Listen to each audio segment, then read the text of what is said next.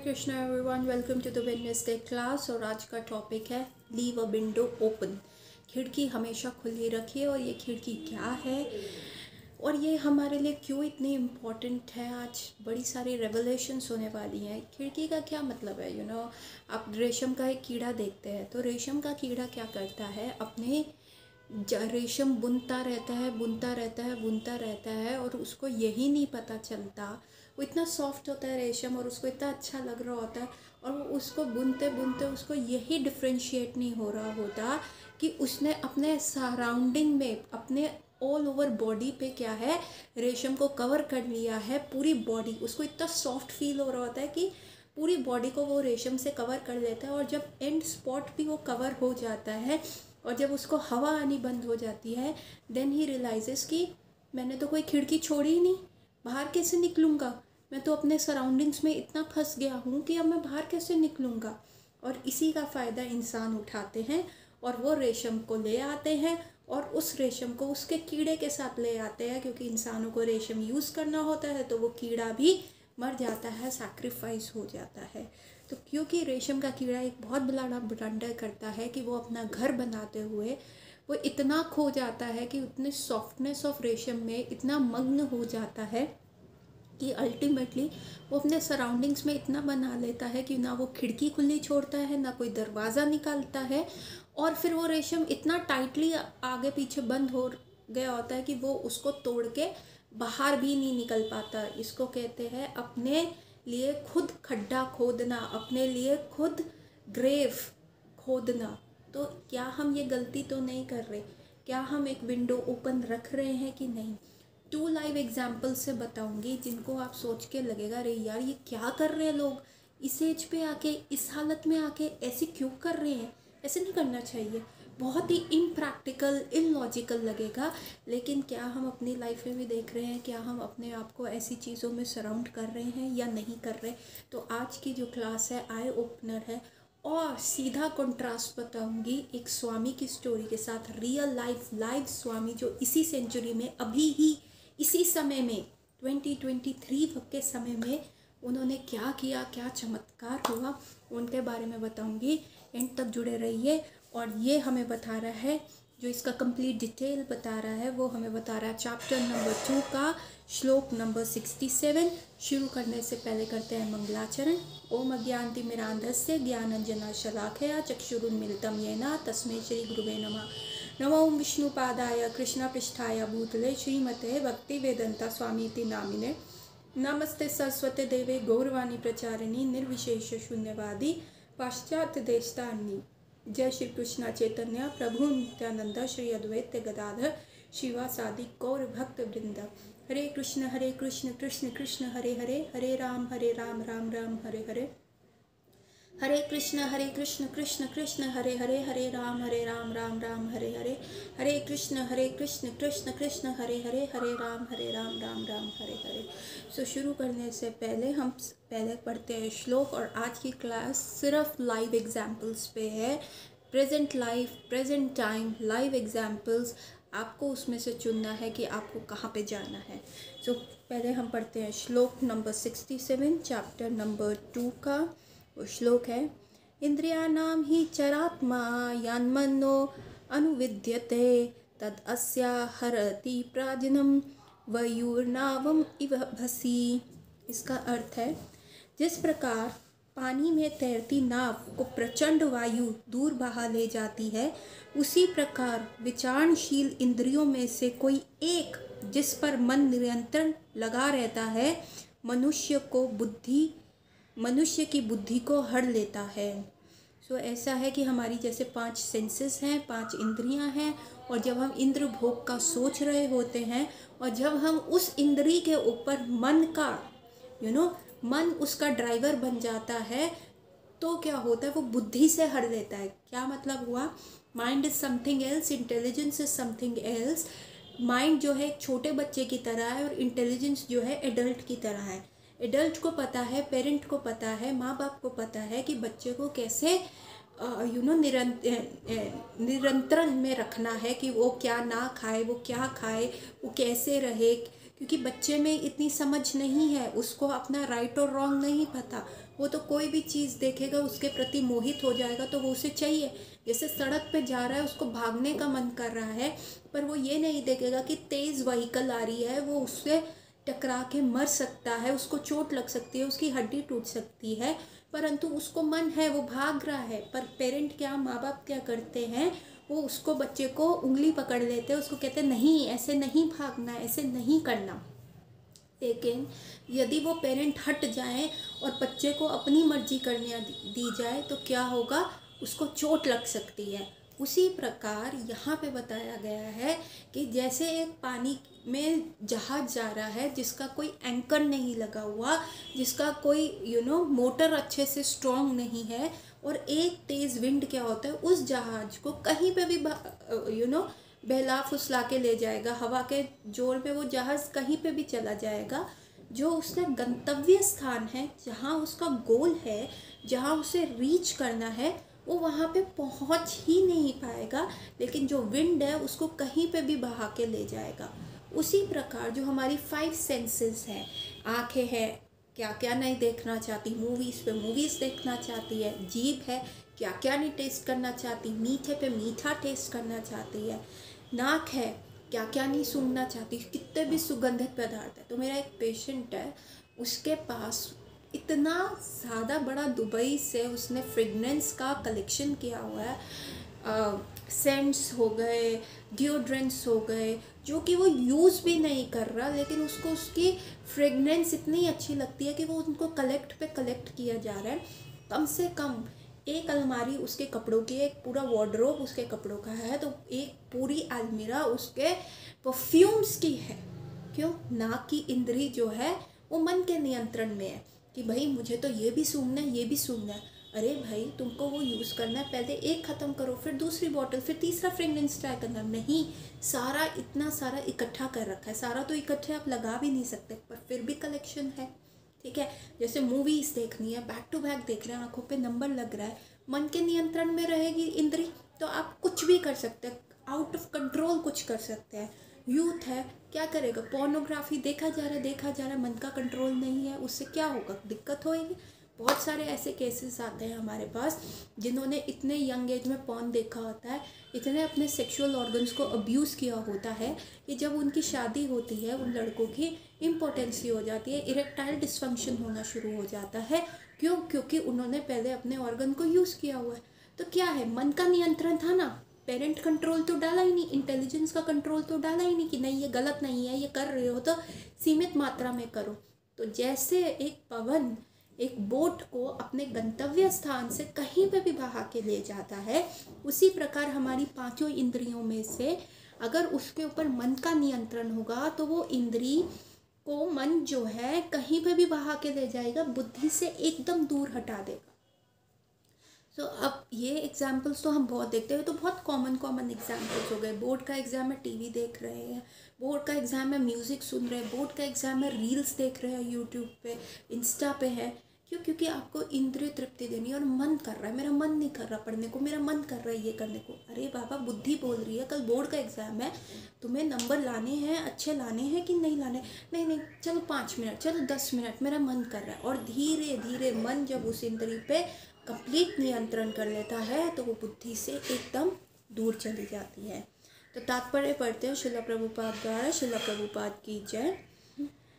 यदि समस्त इंद्रियां भगवान की सेवा में ना लगी रहें और यदि इनमें से एक भी अपनी तृप्ति के लिए लगी रहती है तो वह भक्त को दिव्य प्रगति पथ के विपरीत कर सकती है। जैसे कि महाराज अम्बरीश के जीवन में बताया गया है कि समस्त इंद्रियों को कृष्ण भावामृत में लगा रहना चाहिए, क्योंकि मन को वश में करने का यही सही एवं सरल विधि है। तो श्रील प्रभुपाद बता रहे हैं कि आपकी जो भी इंद्रियां यदि भगवान की सेवा में नहीं लगे हुए, यदि उसके ऊपर भगवान का कंट्रोल नहीं आया कि आपको देखना है तो भगवान के दिव्य फॉर्म के दर्शन करो, आपको सूंघना है तो भगवान के अर्पित फ्लावर्स को सूंघो, भगवान के लिए सूंघ के अच्छा सा इत्र लेके आओ ताकि आप भगवान पे अर्पण कर सकें। यदि आपको खाना है तो भगवान का प्रसादम खाना है। ये नहीं कि आपको डायबिटीज़ है तो आप शुगर पे शुगर या गुलाब जामुन पे गुलाब जामुन, कोक, पेप्सी आप लिए जा रहे हैं। क्यों? मन कर रहा है और बुद्धि बोल रही है नहीं भैया डायबिटीज़ का शुगर लेवल बढ़ जाएगा, लेकिन वो हमने सुनना ही नहीं क्योंकि इंद्री जो है वो मन के नियंत्रण में है। अगर आपको सुनना है तो भगवान के मीठे भजन सुनिए, अगर आपको जीवा से कुछ बोलना है तो हरि नाम बोलिए, और यदि आपको कुछ भी ऐसा आपको कुछ भी स्पर्श करना है, आपको कहीं पे भी जाना है तो भगवान के धाम जाइए। भगवान के कितने कितने दिव्य स्थली है, वहाँ पे जाइए। तो उससे क्या होता है? शुद्धिकरण होता है। और यदि शुद्धिकरण ना हो तो आपको मैं एक एग्जांपल देती हूँ। मेरे एक पेशेंट है, उसकी आदत है लाइक डिलिगा लिंगो है, हम गालियाँ दे देते हैं और हमें लगता है कि नो इट्स जस्ट, हमने गाली कहाँ दी, हमने गाली कहाँ दी, हम तो जस्ट भाषा का प्रयोग कर रहे हैं ना। जैसे बहुत सारे ऐसे वर्ड्स हैं जो बहुत ही गंदे वर्ड्स हैं, जो बहुत ही अब्यूसिव लैंग्वेज में आते हैं, वो आप गाड़ी चलाते हुए या कैसे भी वो निकल जाते हैं और वो कहते हैं नहीं ये गाली नहीं है यार, इसको मैंने उस सेंस में नहीं दिया, it's just a lingo, it's just a lingo. हम उसको उस चीज़ में एक्सप्लेन करते हैं। तो आई एम टेलिंग यू, मेरी एक 61 year old running 61 year old patient है जो ऐसे ही शब्दावली का प्रयोग करती थी, और अब उसको क्या हो गया, उसके थ्रोट जो है इतना ख़राब हो गया, उसके वॉइस कॉर्ड में नोड्यूल्स आ गए। कोई उनका बोलने का काम नहीं था, कोई टीचर, लॉयर, डॉक्टर वाला प्रोफेशन नहीं था जिसमें उनको रेगुलर बोलना पड़ता था। नॉर्मल सी गवर्नमेंट जॉब थी, सुबह जाना, 9 to 5 का जॉब था, पेपर वर्क था, काम करना। पिछले साल वो रिटायर हुई हैं और अब उनके थ्रोट में क्या हो गया, नोड्यूल्स बन गए हैं। क्यों? क्योंकि वो इतने गंदे शब्द प्रोड्यूस करती थी, बोलती थी कि फाइनली वाणी दोष लग गया उनको। यहाँ पे एक विशुद्धि चक्र होता है, वो विशुद्धि चक्र खराब हो गया, जिसकी वजह से अब वो जोर से भी बोलती है तो उनको 4 बार खांसी आती है। नोड्यूल्स हो गए हैं और इतने बड़े नोड्यूल्स हैं कि अभी उनकी टेस्टिंग चल रही है देखने के लिए कहीं वो कैंसर में टर्न तो नहीं हो गए। तो ये चीज़ है। अब एक मैंने अपनी वीडियो में बहुत पहले बोला था, ललिता पवार जो थी एक्ट्रेस थी, और वो द सो कॉल्ड द सास का रोल, विकेड सास का रोल निभाती थी और उनका हमेशा करेक्टर विकेड होता था। अगर आप उनके नाम पे गूगल सर्च करेंगे तो उनका अगर आप देखेंगे डेथ का, तो और उसमें लिखा, पता क्या हुआ, उसमें लिखा हुआ ललिता पवार की खुद ये वर्ड्स हैं कि मैंने पूरी लाइफ जो है एक विकेड लेडी का अभिनय किया, एक विकेड सास का अभिनय किया, जस्ट एक्टिंग की। मैंने अपनी वाणी को उस प्रकार से दूषित किया कि एंड में मुझे जो है उसका परिणाम स्वरूप क्या हुआ, टंग कैंसर हो गया, जिससे उनकी मृत्यु बाद में हुई। तो ये ललिता पवार के खुद के वर्ड्स हैं। तो क्या दोष नहीं लगता? क्या ये चीज़ नहीं है? क्या हम अपने सराउंडिंग्स में हम एक विंडो छोड़ रहे हैं? क्या हम अपनी इंद्रियों को इतना ज़्यादा यूज़ कर रहे हैं रेशम के कीड़े की तरह कि बस रेशम बनाता गया बनाता गया बनाता गया और उसी में इतना लिप्त हो गया कि उसने कोई विंडो, कोई डोर एग्ज़िट का छोड़ा ही नहीं, और उसी में वो सफोकेट होके मर गया। और उसी को इंसान ने निकाला और बॉयल करके रेशम निकाला, चाहे वो कीड़ा सफोकेट होके मरा हुआ है या ज़िंदा है, वो गर्म पानी में जल के मर गया, क्या हुआ, स्कैल्ड हो गया, हमें नहीं पता। वही हमारा हाल है। एक और केस बताती हूँ। मेरा एक पेशेंट है, वो लॉयर है, और वो अपना एक केस मेरे को बता रहा था। कहते हैं मैम एक लेडी है, ठीक है, she is 60 year old, 64 years, ऐसे ही 60s में है, ठीक है। एक बार ब्रेस्ट कैंसर हो चुका है, वो ठीक हो गया था, अब वो ब्रेस्ट कैंसर रिलैप्स हो गया है, और वो क्या कर रही है, वो कोर्ट में केस लड़ रही है अपने हस्बैंड के अगेंस्ट। जो है उसके हस्बैंड ने उस लेडी का नेचर देखते हुए एक डिवोर्स केस डाल दिया था कि भैया मैं इस लेडी के साथ नहीं रह सकता। पहले क्या था, वो कपल जो था दुबई रहता था और उनके 2 बेटे थे, और क्योंकि दुबई के लॉज बहुत स्टिंजेंट हैं कि आप वहाँ पे किसी लड़की को छेड़ोगे तो आपकी उंगलियाँ काट दी जाएंगी, अगर आप किसी लड़की को गलत नज़र से देखोगे तो आपकी आंखें फोड़ दी जाएंगी। तो दुबई के लॉज बहुत ज़्यादा स्टिंजेंट हैं। तो वो तब वहाँ पे रहते थे, तो उसके हस्बैंड ने तब केस नहीं डाला, क्योंकि मे बी वो लेडी इतनी चालाक थी, चतुर थी, कहीं उसके हस्बैंड को दिक्कत ना आ जाए। तो फिर जब वो इंडिया शिफ्ट हुए, उसके हस्बैंड की जॉब यहाँ शिफ्ट हुई, जैसे ही इंडिया वो शिफ्ट हुए तो उस हस्बैंड ने सबसे पहला काम क्या किया, उस लेडी के अगेंस्ट डिवोर्स केस डाल दिया कि नहीं, मेरे को इसके साथ नहीं रहना, मैं इसे एलिमनी दे दूंगा। इनफैक्ट उस लेडी के 2 जवान लड़के हैं जो भी अपनी माँ के साथ रहने को मना कर रहे हैं कि नहीं, हमें उनके साथ रहना ही नहीं, वो एक अच्छी माँ नहीं बन पाई। और अब ये लेडी जो है अपना डिवोर्स का केस खुद कंटेस्ट कर रही है कि नहीं, मुझे तो वहीं रहना है, उसी के साथ रहना है, अगर वो मेरे को डिवोर्स दे रहा है तो मेरे को ये प्रॉपर्टी चाहिए, ये प्रॉपर्टी चाहिए। इलॉजिकल, अनएक्सपेक्टेड एग्जूबरेंस डिमांड्स रख रही हैं और जो है विक्टिम कार्ड खेल रही है कि मेरे को तो ब्रेस्ट कैंसर हो गया। एंड दैट लेडी जो है खुद कोर्ट में कंटेस्ट कर रही है। The Indian law allows a lady कि वो खुद कंटेस्ट कर सकती है अपना।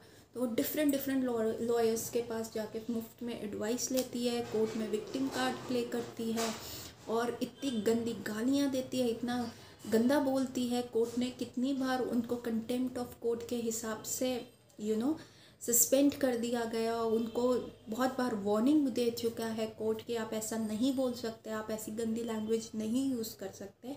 एंड फॉर 5 years जो है वो केस चल रहा है और एक बार उनको कैंसर होकर ठीक हो चुका है और ये दोबारा कैंसर रिलैप्स हुआ है। Still that lady finds a sadistic pleasure, एक ऐसा प्लेजर, एक किसी को दुख दे के। उसका हस्बैंड बार बार कह रहा है तू सेटल कर, out of the court settlement करते हैं।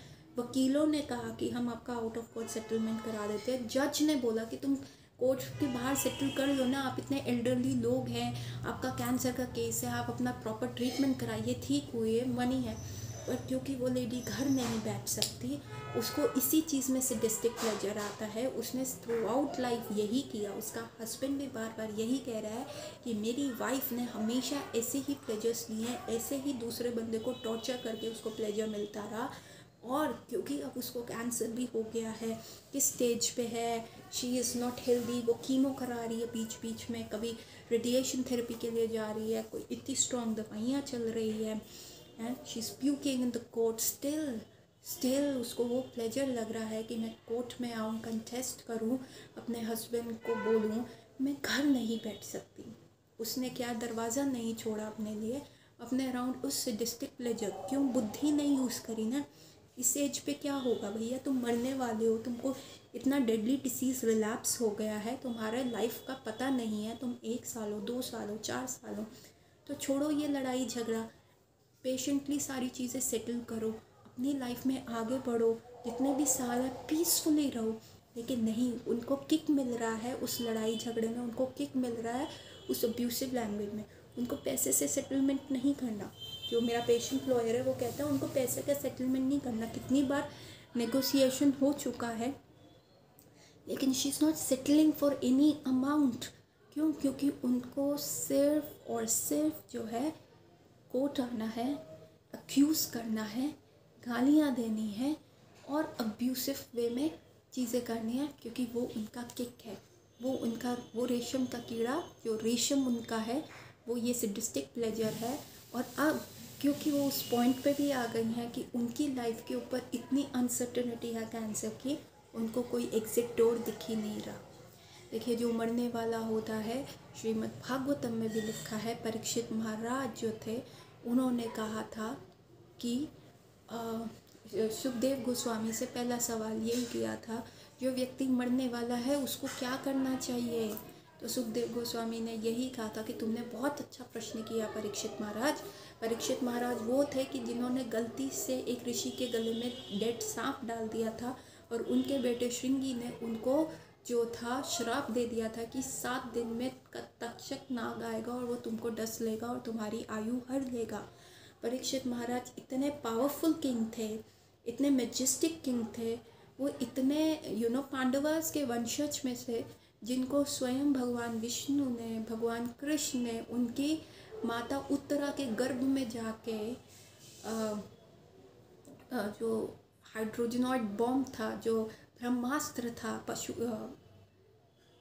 जो ब्रह्मास्त्र था छोड़ा गया था, जिसके द्वारा छोड़ा गया था, अश्वत्थामा द्वारा छोड़ा गया था, उस ब्रह्मास्त्र से भगवान कृष्ण ने उनकी रक्षा करी थी अपनी उनकी माता के गर्भ में। तो परीक्षित महाराज इतने ज़्यादा पोटेंट पावरफुल थे कि वो इस श्राप को नलीफाई कर सकते थे, पर उन्होंने एक्सेप्ट किया कि ठीक है, एटलीस्ट आई नो मैं मरने वाला हूँ, मेरे 7 डेज़ हैं, एटलीस्ट मुझे पता है। कई लोगों का तो एकदम सडन डिमाइस होता है, जो मुझे पता है तो मुझे पता होना चाहिए कि मरने वाले व्यक्ति क्या करे, बेस्ट क्या कर सकता है। तो उसने सुखदेव गोस्वामी से परीक्षित महाराज ने पूछा, बताइए मरने वाले व्यक्ति का क्या धर्म है। तो तब सुखदेव गोस्वामी ने कहा कि हर व्यक्ति, हर शक्ति, हर मनुष्य ये मृत्यु लोक है, इन संसार में मरने वाला है।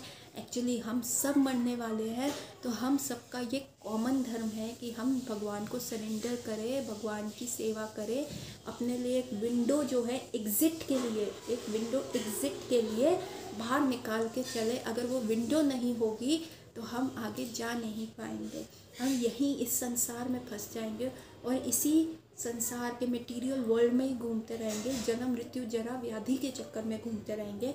तो इट इज़ वेरी इम्पॉर्टेंट कि हम एक एग्ज़िट डोर बनाएं जिससे हम भगवान के धाम जा सकें।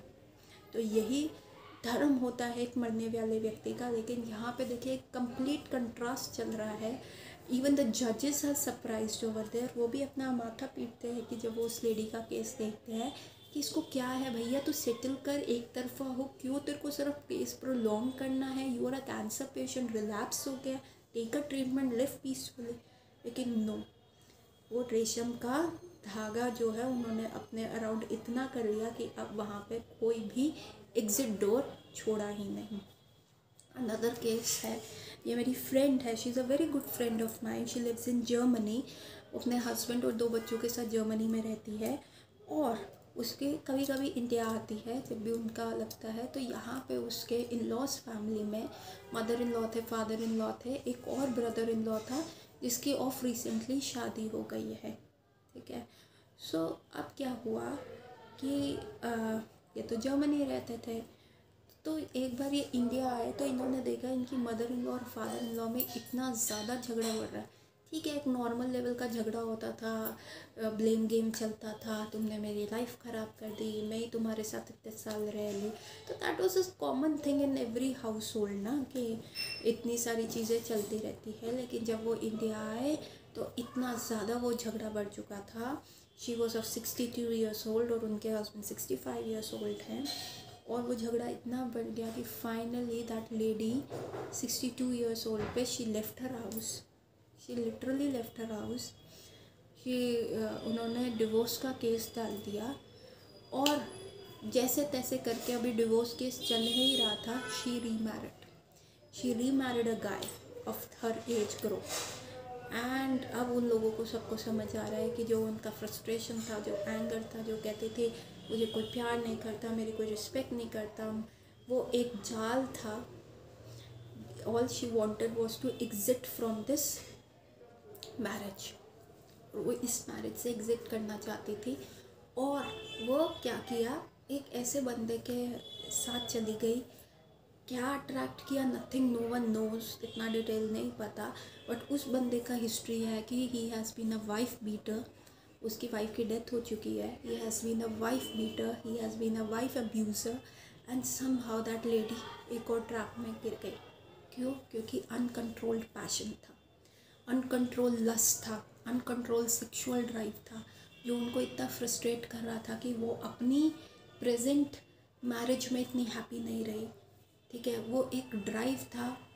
इस एज पे भी आके she was like pulled away with that drive की एक खाई से जाके दूसरी खाई में गिर गई। वहाँ पे क्या उनका अप्रूव हो रहा था, पर she went to a big abuser. यहाँ पे जो उसके प्रेजेंट हस्बैंड, एक्स हस्बैंड जो थे, he was a gentleman, he was nice, उन पूरा कंट्रोल लेडी के हाथ में था। Still she was not satisfied. वही एक तेज़ पवन जो आया, मन का एक जो नाव था उसको कहीं खींच के ले गया, क्योंकि बुद्धि का प्रयोग नहीं किया। वो रेशम जो था वो बहुत अच्छा था, सॉफ्ट था, लेकिन विंडो नहीं छोड़ा, उसी में सफोकेट हो गए। एंड नाउ शी इज़ उस शादी में she is not very happy, क्योंकि जो उसके न्यू हस्बैंड ने अपनी पुरानी वाइफ के साथ किया था, अब्यूजिंग, बीटिंग, एवरीथिंग, वही अब उसके साथ चालू हो गई है। And now she is calling अपने 2 बच्चों को, बेटों को कॉल करके कह रही है एक रिलेशन डेवलप करने की कोशिश कर रही है। जो चीज़ उसके पास तब थी, तब उसने उसकी कदर नहीं करी, और अब जो वो दूसरा ऐसा स्टेप उठा चुकी है, अब वो चाहती है मैं अपने बच्चों से रिकनेक्ट करूं, पर there is no exit door. Resham ने उसको सफोकेट कर लिया। सो माइंड कितना बड़ा कल्प्रिट है, जो हमारी सेंसेस को इधर उधर ड्रिफ्ट कर लेता है, हमारे समय को बर्बाद कर लेता है। बुद्धि से हमारी पूरा बुद्धि इंटेलिजेंस से हमें एकदम ऐसे अलग करके ऐसे डिसीजंस लेने लगता है जो हमारे लिए on a long run hurtful है। लेकिन जो व्यक्ति अपनी सारी इंद्रियों को भगवान की सेवा में लगा दे, तो उसके लिए हर सेंस कंट्रोल है। So the contrast that I was talking about was Kadam Kanan Swami Maharaj holiness. उन्होंने अभी गौर पूर्णिमा जो थी 7 मार्च को गौर पूर्णिमा थी और 8 मार्च को होली थी। तो चैतन्य महाप्रभु का बर्थडे होता है 7 मार्च को हुआ था गौर पूर्णिमा वाले दिन, और 8 मार्च को कदम कानन स्वामी महाराज ने अपना शरीर त्याग दिया। So let me tell you, वो एक अमेरिकन बॉडी पर्सन थे कदम कानन स्वामी महाराज, और वो उनके पास सब था। He was born in a very wealthy family, और बहुत अच्छे actually he was a Dutch man, और बहुत ही वेल्दी फैमिली में उनका जन्म हुआ। बहुत ही संपन्न फैमिली थे, पर एक कुछ मिसिंग था। उनको लग रहा था नहीं, कुछ मिसिंग है, कुछ चाहिए। तो at a very young age जो था 18-19 साल पे, he was searching for spirituality, और उसके लिए वो इंडिया आए। इंडिया में वो एक्चुअली बेगिंग करके रह रहे थे, और तब भी वो आनंदित रह रहे थे। और फिर एक बार वो वो इलाहाबाद गए या गंगा जी के तट पे गए, और वहाँ पे ना एक धुन चल रही थी, जय राम श्री राम जय जय राम। और वो धुन उनके दिमाग में ऐसे इम्पैक्ट कर गई कि तब उनको किसी समहाउ पता चला कि उनकी मदर जो है उनको कैंसर हो गया है और वो मरने वाली हैं। तो वो फिर से वापस अपनी कंट्री गए, और जब उनकी mother she was on the death bed, उन्होंने यही कहा, श्री राम जय जय राम, श्री राम जय जय राम। और जब ये चांट उन्होंने अपनी मदर के सामने किया, तो वो इतनी कैंसर में पीड़ित थी, इतना सीवियर पेन था, और suddenly she became very silent, very calm, very peaceful, और उसके कुछ समय के बाद उनकी डेथ हो गई। तो कदम कानन स्वामी महाराज के लिए ये बहुत ही एनलाइटनिंग था कि एक स्पिरिचुअल चांट जो था, एक ऐसे डिसीज़ में जिसमें उनकी मदर बहुत ज़्यादा सफ़र कर रही थी, एकदम काम हो गया। तो फाइनली उन्होंने इस्कॉन को ज्वाइन किया, और उन्होंने यहाँ पे गुरु महाराज बनाए, और उनके अंडर उन्होंने इस्कॉन वृंदावन से उनका इतना स्ट्रॉन्ग अटैचमेंट था कि वो जब 25-26 या अर्ली 30 ईयर्स की एज में वृंदावन आए, वहाँ पे उन्होंने बहुत सारे मैनेजरियल ड्यूटीज़ करी। मतलब इतना इस्कॉन का टेम्पल इस्कॉन का जो उस समय रेस्टोरेंट था, उसमें बड़ी चीटिंग चल रही थी। तो जिस दिन वो ज्वाइन किया, उसके अगले दिन ही वहाँ के मैनेजर को हटा दिया गया, और उनको मैनेजरियल ड्यूटीज़ दे दी गई, जिसको उन्होंने बहुत अच्छे से निभाया। और फाइनली जो उनके गुरु थे जयद्वैत महाराज, उनको बहुत अच्छा लगा कि बहुत अच्छे से ये सारा कार्य कर रहे हैं, तो उनको उन्होंने टेम्पल प्रेसिडेंट बना दिया वहाँ का। और वो उस समय 90 के दशक की बात है, जब वृंदावन में बहुत ज़्यादा गफला चल रहा था। बहुत सारे बुरे लोग थे जो इस्कॉन टेम्पल, जो शिला प्रभुपाद के मिशन को ख़त्म करना चाह रहे थे। तो वो बहुत गंदे से बाहर से प्रेशर, अपने लोगों को सेंटर में भेज के वहाँ पे प्रेशर कर रहे थे, और सब गंदा हो गया था। तब इस समय पे कदम कानन स्वामी महाराज ने उस सारी चीज़ों को बहुत अच्छे से ठीक किया, जो बहुत ही जिसको कहते हैं क्षत्रिय के गुण उनमें थे, और ब्राह्मण के गुण और क्षत्रियों के गुण दोनों को करके, ब्राह्मण के गुण से, अपनी इंटेलिजेंस से, और क्षत्रिय के गुण से बिल्कुल डिटरमेंट होके उन्होंने ऐसे लोगों को साफ़ किया, ऐसी इन लोगों को इस्कॉन से बाहर किया, शिला प्रभुपाद के मिशन को क्लीन करना शुरू किया, कि उनके ऊपर 90 के दशक में 95 के अराउंड उनके ऊपर क्या हुआ, एक लोगों ने गोली चला दी। वो रात को गए थे, वहाँ की लाइट्स ऑफ कर दी, वो टॉयलेट के लिए गए, वहाँ की लाइट ऑफ कर दी, वो हाथ धोने के लिए गए, वहाँ पे पानी नहीं आया, तो वो थोड़ा बाहर आके हाथ धोने लग गए, और तभी एक बंदूक की गोली उनकी कमर में लग गई, और वो वहाँ पे गिर गए और उनको लगा बस अब मैं प्राण त्यागने वाला हूँ। शिला प्रभुपाद को याद करने लग गए, लेकिन उनको याद आया कि यदि मैं अपने बेहोश नहीं होऊंगा और यदि मैं मदद मांगने के लिए कहीं पे चला जाऊंगा तो मैं अपने आप को सेव कर सकता हूँ। तो उन्होंने उस कंडीशन में, जब उनको गोली लगी हुई थी, अपना ब्राह्मणिकल माइंड यूज़ किया, ब्राह्मण क्वालिटीज़ यूज़ करी और प्राणायाम करना शुरू किया, जिससे उनको थोड़ा सा होश आया, थोड़े से वो हुए और रेंगते रेंगते वो वहाँ गए जहाँ पे बहुत सारे लोग थे और उनसे उन्होंने हेल्प मांगी। और मथुरा के एक हॉस्पिटल में उनका सर्जरी हुआ और कम से कम उनको 2-3 साल लग गए उस चीज़ को, अपनी बॉडी को हील करने में, अपनी प्रॉपर हेल्थ लाने में। तब भी वो अपने मिशन में डटे रहे। उन्होंने उन लोगों को साफ़ किया और बहुत अच्छे से अपनी ड्यूटीज़ निभाई कि उनके गुरु महाराज जय अद्वैत स्वामी ने कहा कि ठीक है, अब तुम संन्यास लेने लायक हो, अब तुम संन्यास लो, भगवान के नाम का प्रचार करो। और जैसे ही उनको ये आज्ञा मिली, उन्होंने सब छोड़ दिया। जो भी ऐसे कह सकते थे मैं अब इस लेवल पे मैनेजर हूँ, मैंने गोली खा ली, मैंने सब ठीक कर लिया, अब जब सब ठीक हो गया तो आप मेरे को मंदिर के प्रेसिडेंट की पोस्ट से हटा रहे हो।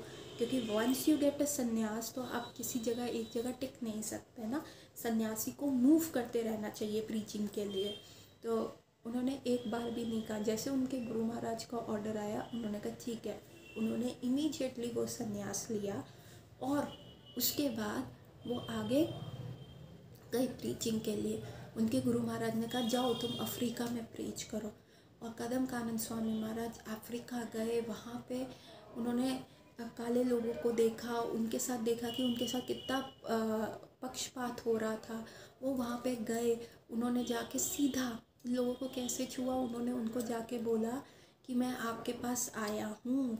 उनके साथ भी रेशियल डिस्क्रिमिनेशन हो रहा था। एक बार उनको बहुत सारे काले लोगों ने घेर लिया, तो उन्होंने पूछा तुम हमारी कंट्री में क्यों आए हो।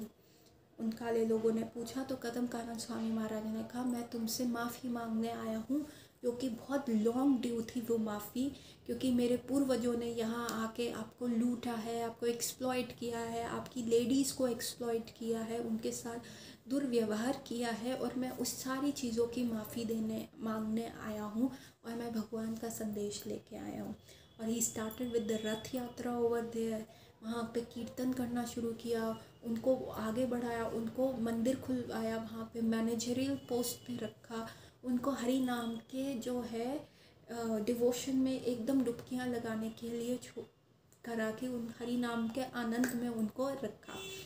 और इतना स्ट्रॉन्ग उनका प्रीचिंग था, ऑल ओवर वर्ल्ड वो प्रीच करने लग गए।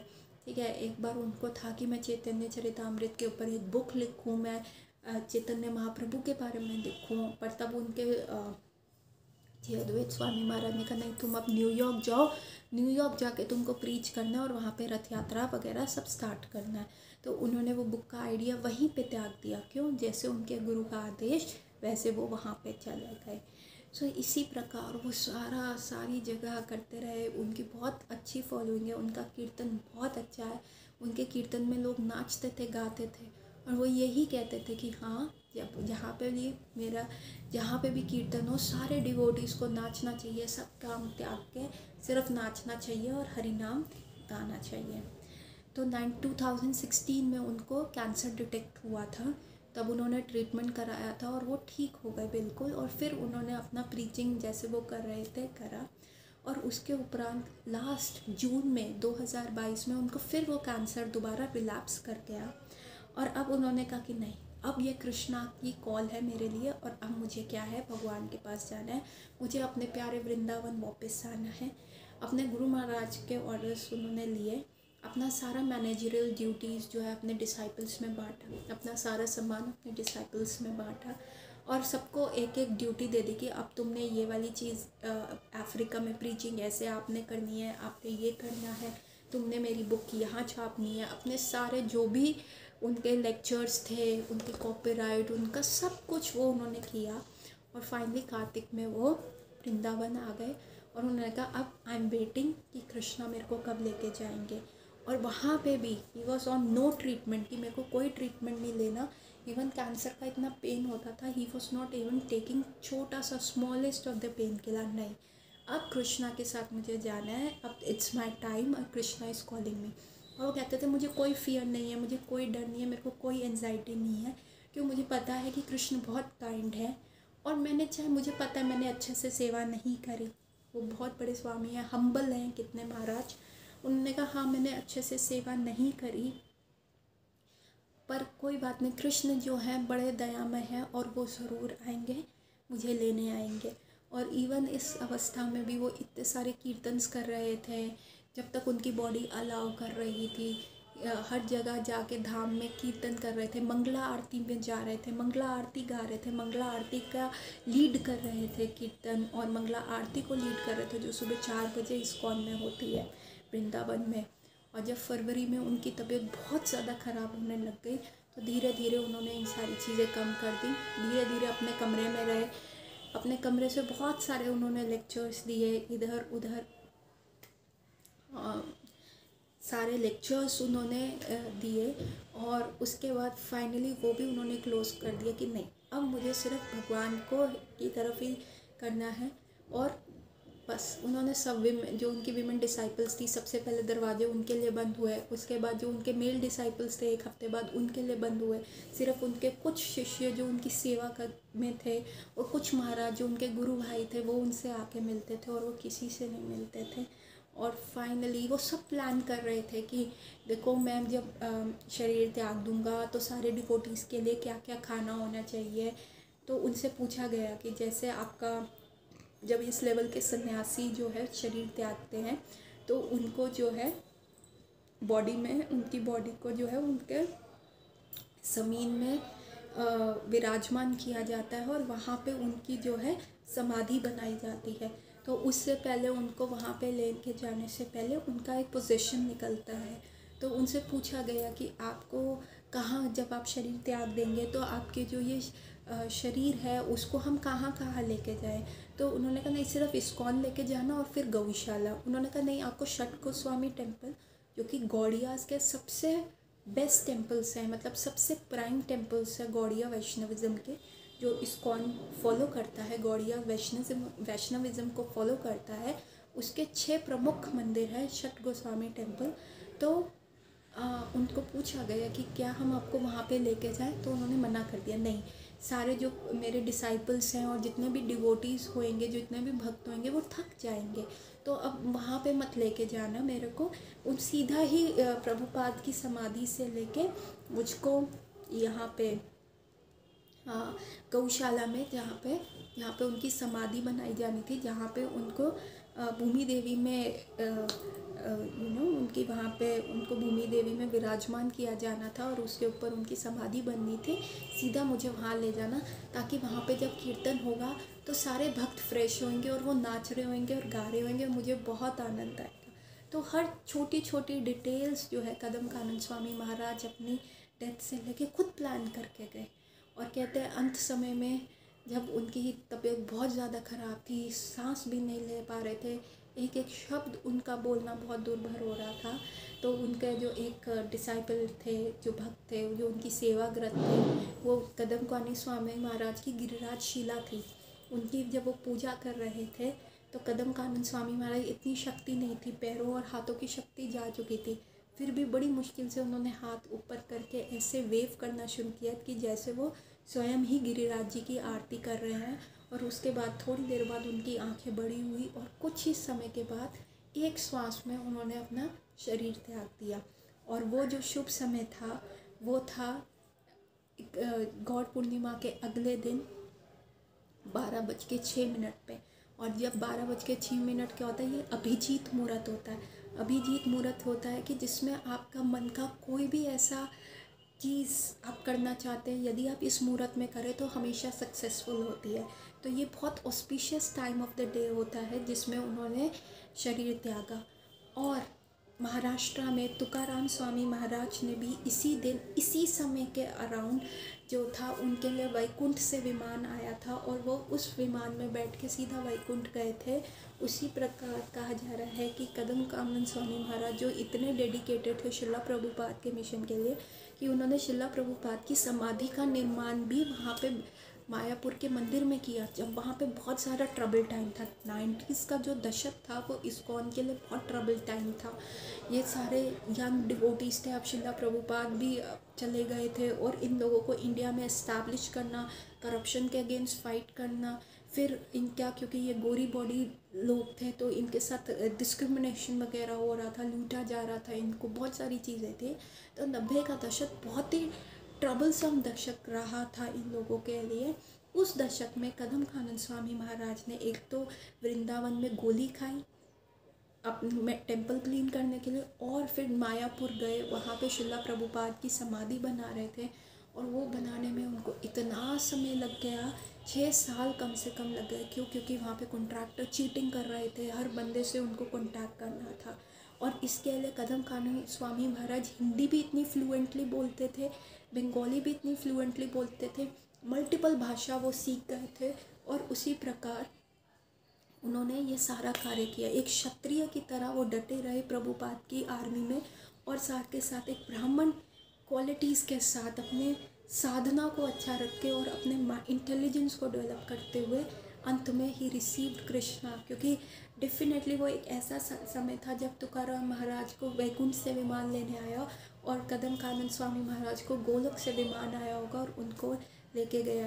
अपने गिरिराज जी को देखते हुए अपने गुरु महाराज के अंडर श्री अद्वैत स्वामी महाराज वहीं पे थे, उन्हीं के अंदर उन्होंने जो है अपना इतनी ग्लोरियस लाइफ जो है अपने भगवान को सरेंडर कर दिया और चले गए। तो देखिए कितना स्ट्रॉन्ग, उन्होंने तो विंडो नहीं, उन्होंने तो रेशम अपने सराउंडिंग में किया ही नहीं किया।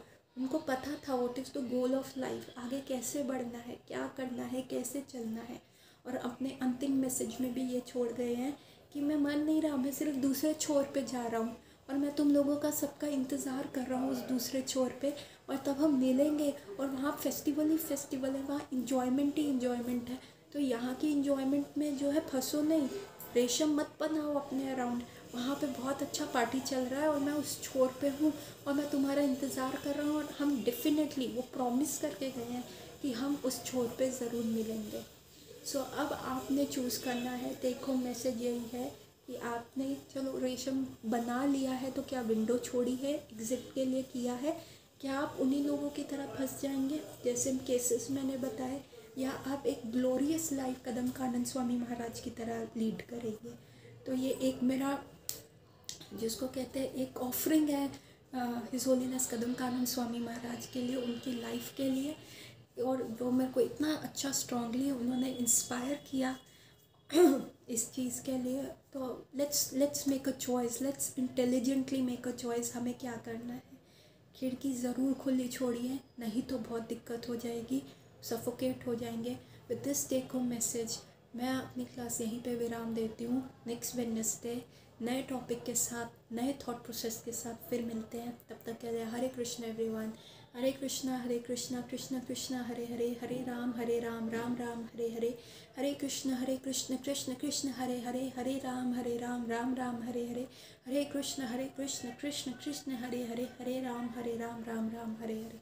हरे Krishna everyone, meet you next Wednesday. Hari बोल।